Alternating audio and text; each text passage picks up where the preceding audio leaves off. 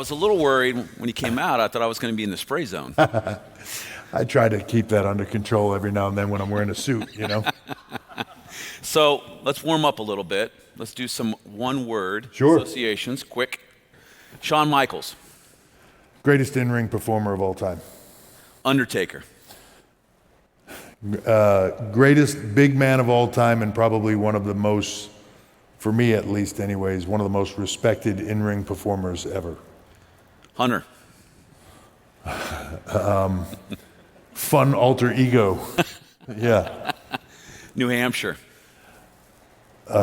Solitude. You know, to me that's it's where I grew up, so it's home for me, and when we get to go back there, we still have a place on the lake up there. It's just turn the world off and go be normal for a minute. Awesome.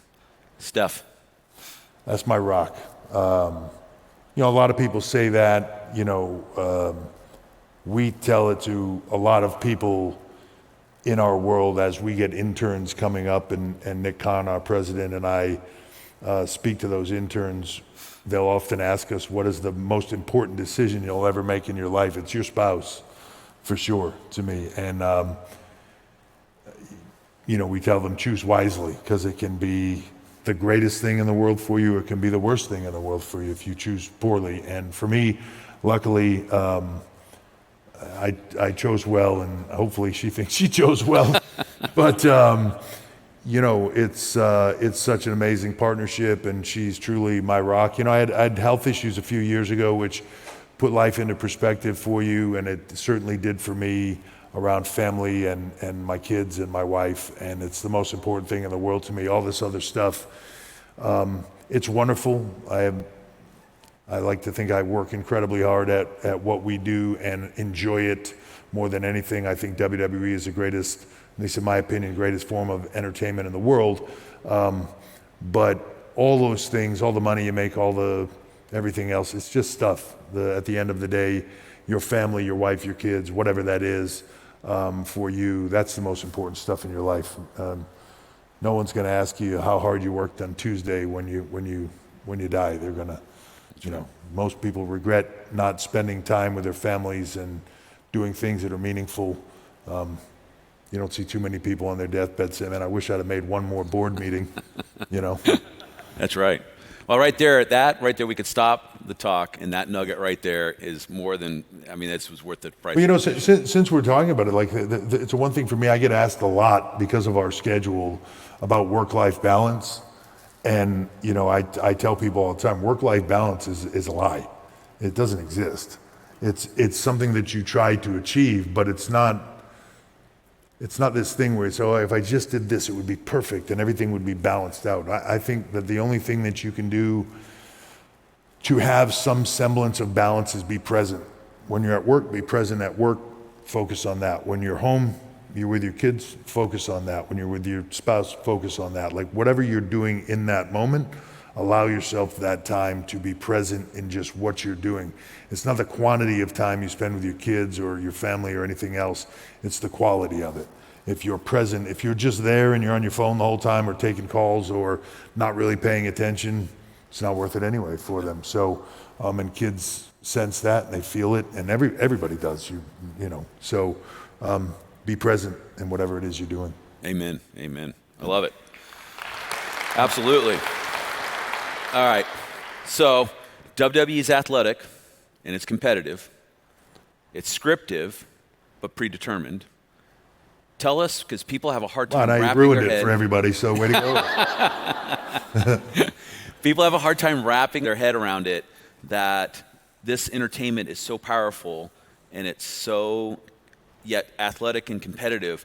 I mean, how do you respond to that when people talk about that? Well, it's a funny thing, because what we do is it's all those things wrapped up into one, but everything is a version of that. What is sports? It's entertainment. If you're not playing it, it's entertainment. You're watching it, you're being entertained, right? So, you know, if you're watching combat sport, the truth is not that many people are incredibly adept at the science or the intricacies of what they're doing. They might like to think that they are, but you know, they don't know everything about football. They don't know everything about basketball. They don't know everything about the fight game, whether it be MMA or boxing, but they know the stories that lead you into it, right? The biggest market sports teams, when they compete against each other, because there's a history there, there's a storied rivalry, they will say, right?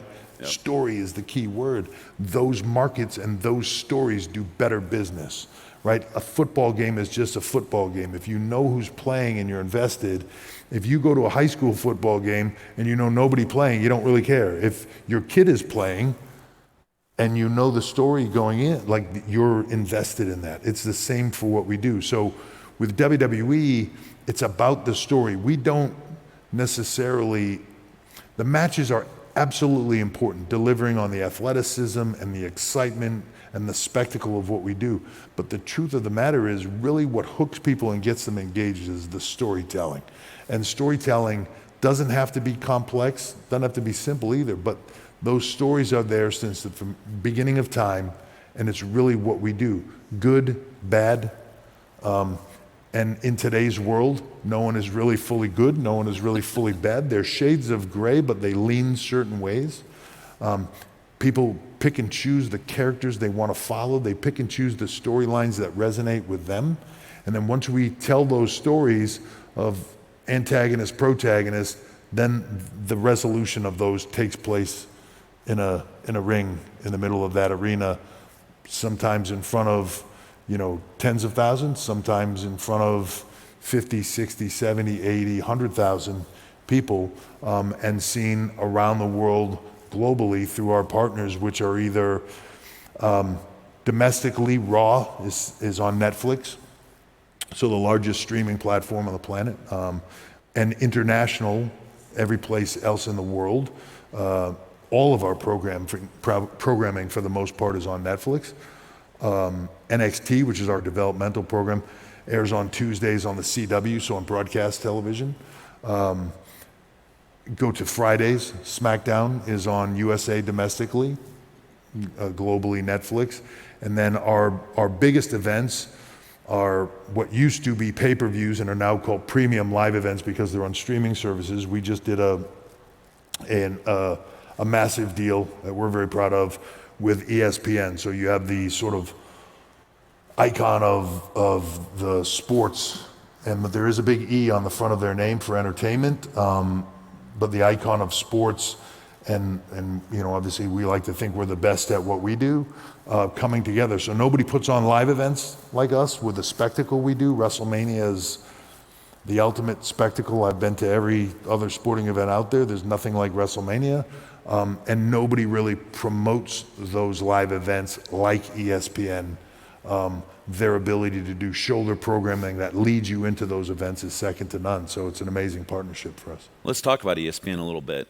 I kind of feel like that deal really kind of mainstreams WWE in the sports lexicon, and that part of this is about storytelling of the brand. Yes. And really pushing that forward to the more mainstream. Yeah, look, you go back not that long ago to UFC, where there was a lot of, it sort of wasn't a household name. It sort of wasn't to the degree that it is now. ESPN changed that for them. ESPN sort of put them in the day-to-day, I hate to say water cooler talk because it makes me sound old, but like it's day-to-day conversation. Thank you for the one person that laughed. The day-to-day conversation. So when already we see that when Monday Night Raw gets done and you flip to SportsCenter that night, there's a recap of Monday Night Raw happening on SportsCenter, just like if we were an NFL game, an NBA game, anything else. And as somebody that grew up watching the business with no way to catch up on it, that's a massive step forward, and it normalizes you to everybody else. So if you're a WWE fan or you're not, the entry point is easy. The conversation around it is easy, and even for people that maybe don't get what we are, it's an easy conversation now because it's sitting there with the NFL, with the NBA, with Major League Baseball, with all these other sports, to me, seen in the light that it truly should be seen in anyways. And like we started out this conversation, at the end of the day, all those sports, all those things are entertainment.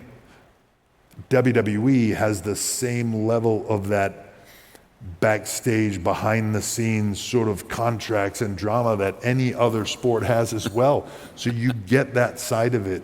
That we have an interesting documentary out right now on Netflix called Unreal that takes you for the first time ever behind the scenes of what it takes into the writer's room as we're laying out our storylines, over months and years, and showing sort of what we do behind the scenes. And the thought being that much like F1, where if you don't know anything about F1, it's sort of like it's just driving in a weird circle for a long period of time.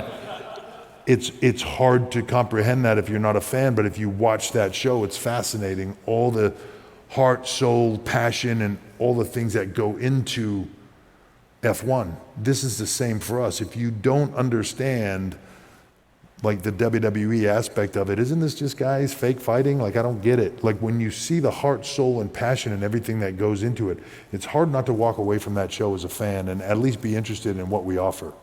Yeah, I mean, let's talk about those superstars. I remember when I worked with you, we always talked about, one of the superstars said to me, every move, every action I'm taking in the ring is part of this story I'm telling. And that may be prescripted, it may be decided, but it is still a story that they're telling. Yeah, 100%. Look, that's what, in any sport, as the game is taking place, why are there commentators? You watch it, see it happen. They're going to tell you what's happening, they're going to break it down, they're going to analyze, and they're going to tell you what the story is. So when that play happens, what does it mean, right? It's no different than a movie. It's just watching a movie, but having a narrator take you through the scenes. Ours is the same thing. So when two talent get into the ring to have a match, it's not just, okay, one guy won, one guy lost. It's the story we're trying to tell. It's the emotion, the underdog that's in there, the big, I'm making this up, but big bully that's in there facing the underdog, and oh my God, it just looks terrible for this guy, and he starts to do well, and then he gets shut down, and Jesus, no way he could possibly do it. But whoa, hold on a second, here it comes, right? We are very much, and I say this a lot to people, if you said we're a combat sport, we're less boxing, more Rocky. We're the movie. We're all the things that take place. There's not a ton of boxing in the movie Rocky. It's the rest of the movie that hooks you to make the fights matter. That's what we do. We give you the movie around the fights and then give you an epic fight scene to play that drama out. Well, what's your creative process? You just basically laid out a story in front of us. Yeah. And do you go into the woods? Is it like TMZ where the writers are like pitching stories? What's this actually like? Go in the woods, take all my clothes off. It's a weird process, Patrick. But somehow it all gets done. Yeah. If the leaves are 3, stay away from it. Get itchy. So we have a large team of writers. It's really, I often say creative is like creating a North Star. We look at where we want to get to. So if I was to say right now in this time that we're in, probably my North Star would be WrestleMania in April. And I would say, where do we want to get to April? What are we looking to get at? What are our biggest characters, our biggest storylines, and how do we want them to pay off at WrestleMania?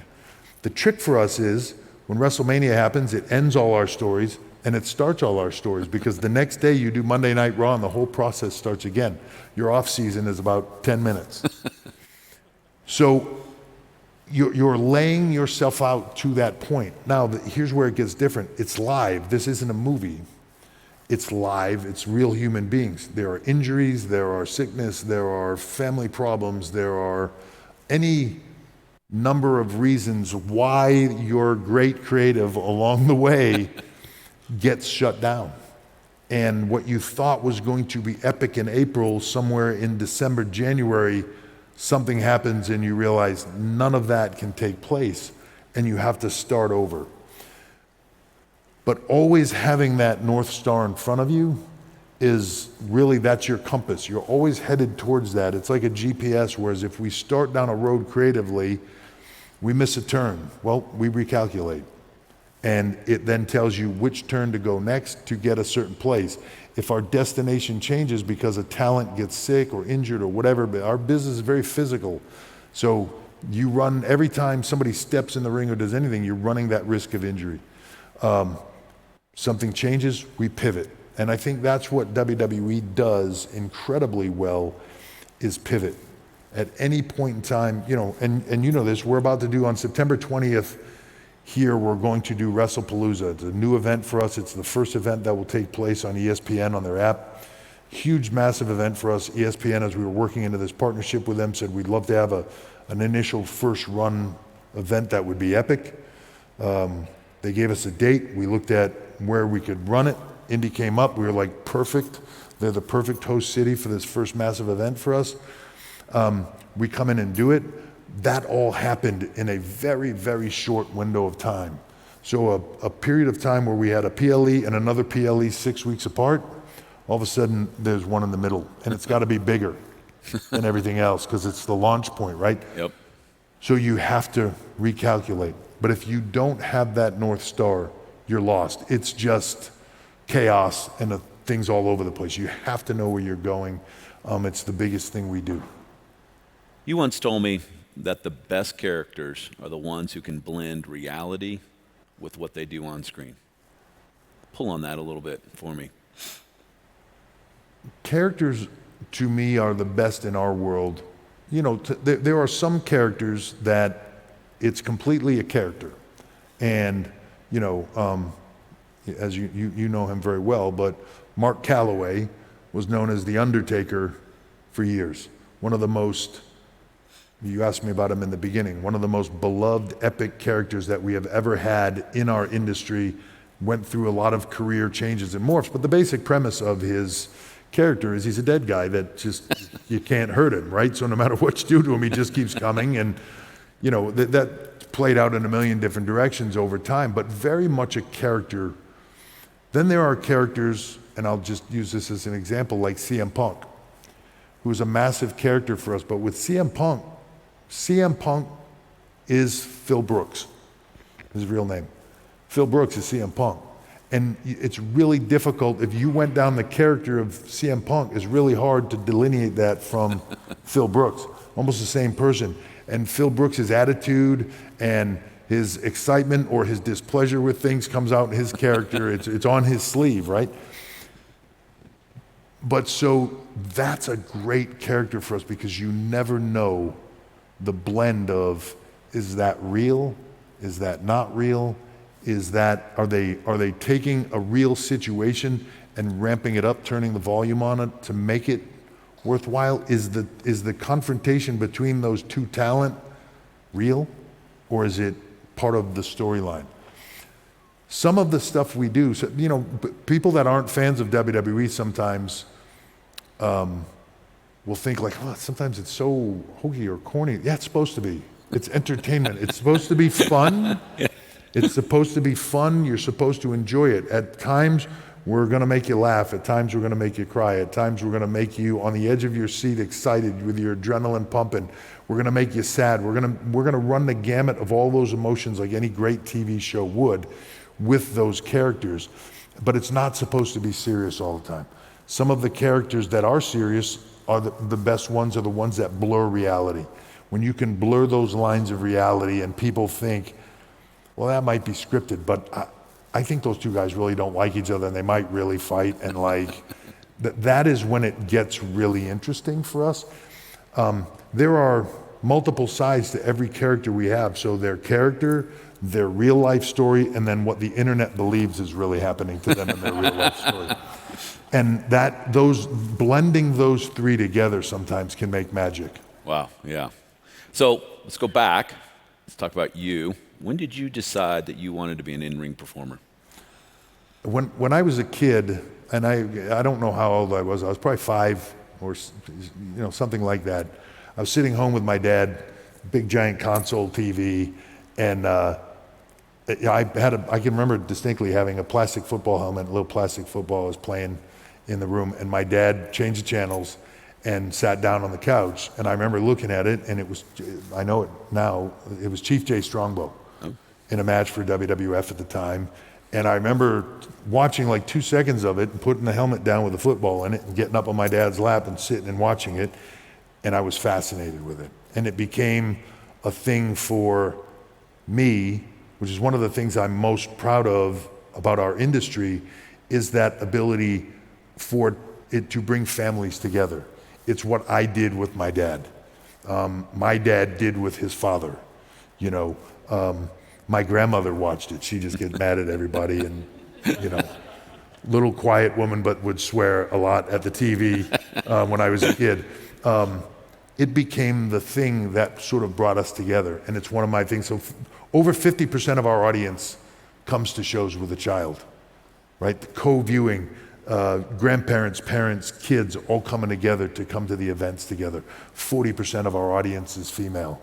We over-index in every category across ethnic and racial divides, right? It's super wide open.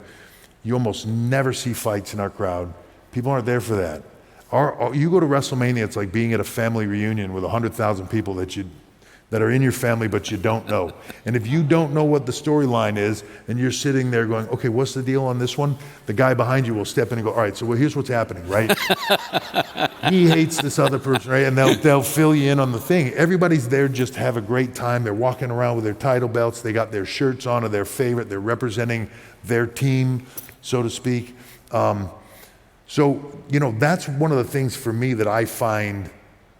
I grew up, like, as a kid, my favorite was Ric Flair. My dad hated Ric Flair, but it was like this bonding point between the two of us. As I got older, you know, I wanted to do it, but just didn't know how. And I was relentless sort of in my pursuit of it. And, you know, yeah, just sort of went for it. Got in the gym when I was 14 because I was like, all right, if I got to do what these guys do on TV, I got to be that size, and I got to be bigger, and I got to grow, and I got to do all that stuff. And found a place to get trained, and it took off, and the rest is history. But I've never sort of been the guy that just wanted to play. Like, I'm the kid that wanted to play baseball but wanted to know everything about it. Like, I wanted to know all the positions. I wanted to know the theory of the game. I wanted to know all that stuff. So when I really first started to make it, came to WWE and started to make it, I had the opportunity to talk creatively with Vince McMahon for the first time, and that would start a creative relationship with the two of us that would last for, you know, multiple decades, that would sort of put me in, even while I was performing in a behind-the-scenes capacity, understanding what drove the business and the business of the business over all those years. So when, you know, he finally left, I had sort of been in that position for a lot of years to sort of come in and seamlessly, to some degree, because, you know, nobody can fully take over the chair that he had. He built the business from the ground up. He is the visionary that saw this. You talk about our deals with ESPN. When WrestleMania 1 first happened, it was on closed circuit TV. We were pioneering the closed circuit TV industry. When pay-per-view came to be, Vince could see it going into every home. So he had gone out and took over all the little territories and became the first sort of national global brand, pioneered the pay-per-view industry. And I've heard people say in that industry, pay-per-view would have failed if it wasn't for WWE, because we had multiple events all the time. Not like boxing where there was one-offs. When pay-per-view was starting to slow down and streaming came in, you know, when Netflix was the big first mover, we moved immediately and went from pay-per-view, and I think you were there for part of that. We went from pay-per-view, we tore up an entire business model and said, we're going to go in streaming. That's where the future is. And we started WWE Network. As everybody else started to get into streaming, we realized this is going to become a technology war. That is not what we do. So we got rid of the network and we went to Peacock. We, as everything was bundling together, we went into a deal with Peacock. 5 years, our partner within NBC, which is massive and amazing. You know, a large part of our streaming now is on Netflix, which is the biggest provider, you know, streaming provider in the world. And now our deal for the PLEs with ESPN, that sort of goes back to the streaming in the largest way possible, but yet having ESPN almost as a Barker channel for you at all times. So we've been in front of that curve as things have moved forward, and it's one of the reasons for the success of what we do. But I was there for all those transitions and could see that and was a part of it and behind the scenes of it, and was sort of in a position when the time came to step into that role. That's great. So fitness and family, kids, obviously really important to you. Yeah. You just recently named to the President's Fitness Council. Yes. Why is that important to you? I am a big believer. So, I started training when I was 14, and Arnold Schwarzenegger was a big sort of hero for me, mentor for me, and I watched what he did. Grew up in a tiny, small town in Austria. I grew up in a little town in New Hampshire.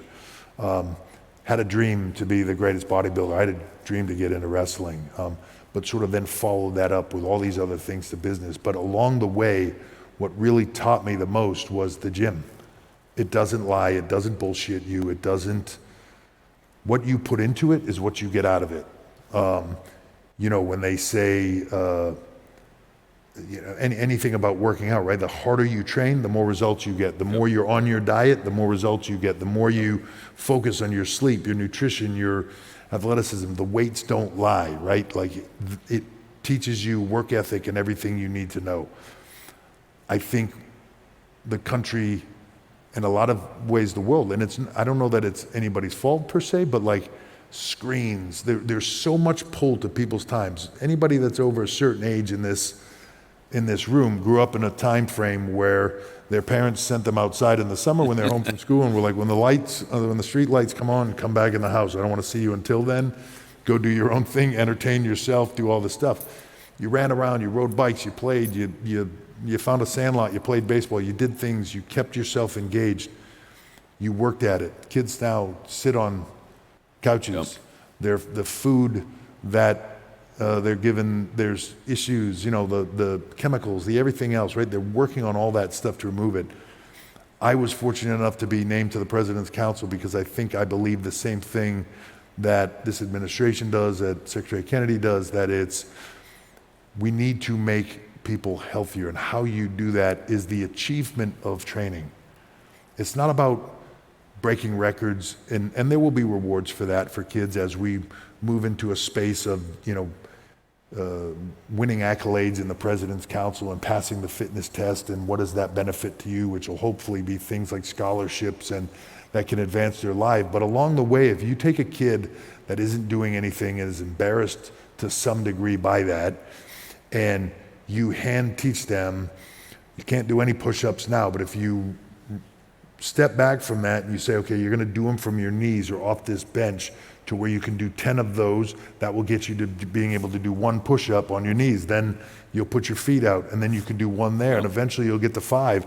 Eventually you'll get to 10. If you dedicate yourself, that success, that feeling of achievement for kids starts them on a path of that success. And I truly believe that fitness, health, wellness leads you to success in life. It is the stepping stone for you to do all good things. Mind, body, soul, right, is sort of a philosophy, and I believe that your schooling, all those things, but there are other ways to learn, and the gym sort of teaches you really everything you need to know in life. There are no excuses. You either do it or you don't, and you can blame somebody else and say there was no opportunity, or you could say whatever you want to do, but you either do it and succeed or don't. And I believe that teaches you, and if you really want something, you will find a way to do it. I truly believe that. So I'm very passionate about the council, and hopefully the work that we'll get to do, and hopefully changing a generation so that, going forward, people are just healthier. Yeah. And a few years ago, I had a heart issue, genetic heart issue, that luckily we caught. I'm in a good place now, but I was right on the 1-yard line. It changes your perspective. Yeah. And it tells you what's important. Money, success, all those things. Without your health, you have zero. You can have the biggest bank account in the world. When you die, It doesn't buy you anything. That's right. Right? It just buys problems probably for your family when you're gone. That's right. So to me, the first priority is your health and your wellness, and then everything else comes from that. Yeah. Without that, you have nothing. Yeah. So, thank you. Yes. Just got my earpiece. Gorilla's calling, saying it's time to go home. So, last word. Go ahead and bring us home. I think one of the things that WWE does is it's a way to engage people in a physical activity at least a thought process of that physical activity that can motivate people to places in their life.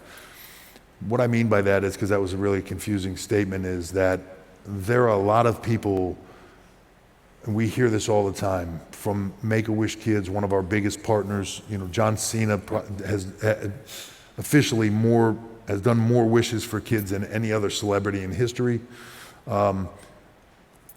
When you hear their stories about like the characters within what we do sort of being their rock and their thing that they cling on to that gets them through it.